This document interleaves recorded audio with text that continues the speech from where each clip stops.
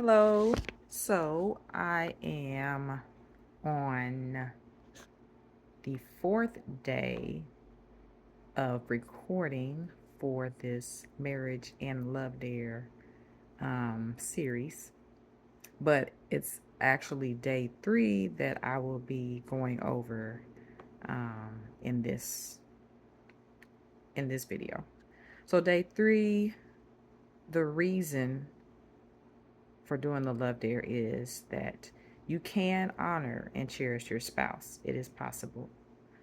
Um, so the focus around that is, and what they encourage you to do is to learn to rein in negative thoughts about your spouse. It says focus instead on his or her positive attributes. Doing so will help you honor your marriage in your heart, which was very interesting that that's what I read because I was thinking about that a lot this morning.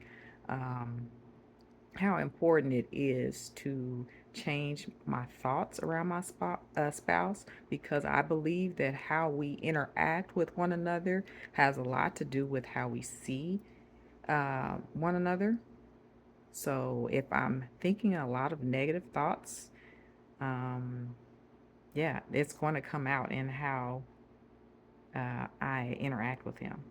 So, and that brings me to one of the other things that it said in here, which hit like a ton of bricks. And I'm going to read it. It says, our words, reactions, facial expressions, and tone of voice all shout a clear message to our spouses. That message is either you are priceless to me or you are worthless to me. So that hit like a ton of bricks because I hear that word used by him a lot. Like you're saying a whole bunch of negative stuff, or you came at me negatively, even if I don't feel like that's what I'm doing. May feel like I'm saying something that's important for me to say, or that I need to say or communicate to him.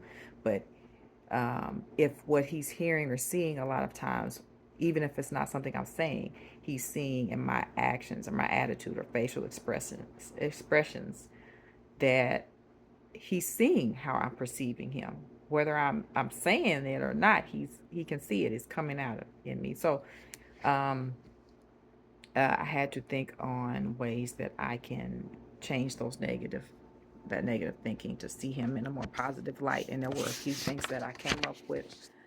One was to reframe my thinking, and my time is running out. Two was to think on positive thoughts, and three was to shoot, I forgot, and I wrote it down. Oh, be the change that you want to see. So treat him how he wants to be treated, and he may more so treat you how you want to be treated. Then you'll have more positive stuff to think about. You can help to reframe your thinking around your spouse in that way, and then in that way be able to honor and cherish your spouse. So that's day three. But the challenge with day three was to write out some rules of engagement. So when we're dealing with hot topics, hard conversations, what are our rules of engagement? So the challenge was to do that and discuss those things with your spouse, or if your spouse is not ready to do that, then to write some down yourself that you can, you know, hold yourself to. So I did that and I wrote some things down. I'm gonna try to hold myself to that. Um, Not because I feel like he's not ready to. I'm not really sure, but I just wanted to write some of my own that I can hold to. And then I do plan to discuss with him some rules of engagement at some point. So that's an update for day three.